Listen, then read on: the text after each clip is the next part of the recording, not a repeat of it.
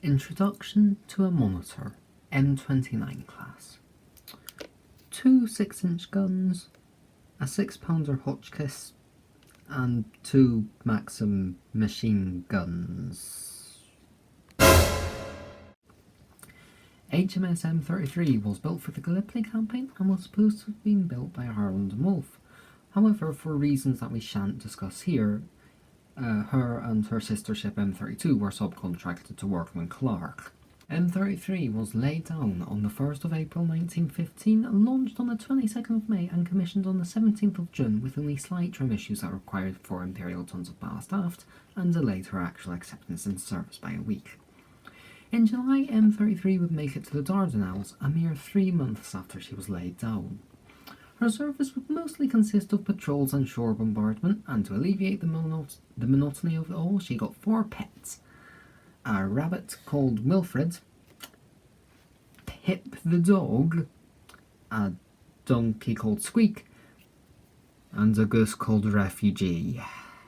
In May 1916, M33 was tasked with assisting in the salvage of her sister ship M30 6-inch guns, M30 actually having been built by Harland and Wolff, obviously.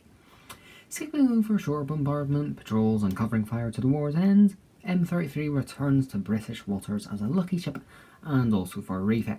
In May this would be complete and M33 went off to Russia to bombard Bolshevik positions on the River Dvina and with the shallower portions of the river. When she needed to return for ammunition, her guns would be loaded onto a barge and replicas made of driftwood and biscuit tins would replace them. She would go out again to aid in the evacuation of 500 British soldiers and would be one of the last ships to leave, returning safely back to Chatham to be laid up. In May 1924, M33 would go in for a more major refit before emerging in February as HMS Minerva, mineling tender to HMS Vernon.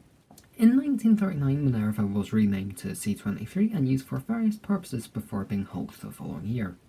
In 1946, C-23 would be towed down to Gosport and renamed back to Minerva, but with a snazzy new RMAS prefix to serve as officers, a role in which she would serve until Big Brother took by 1984, obviously, when she would be put up for sale, purchased by the Hartlepool Ship Preservation Trust in 1987, taken up to Hartlepool on a barge, have her funnel restored, be acquired by Hampshire County Council, taken down to Portsmouth, which is just across from Gosport, and berthed in the number 1 dry dock in April 1997 for final restoration before finally, almost 3 decades after her restoration began, M33, as she was again known, would open to the public on the 6th of August 2015 and become part of the National Museum of the Royal Navy, meaning that, as people supposedly frequently ask, you can use your Tesco's club card points to visit her.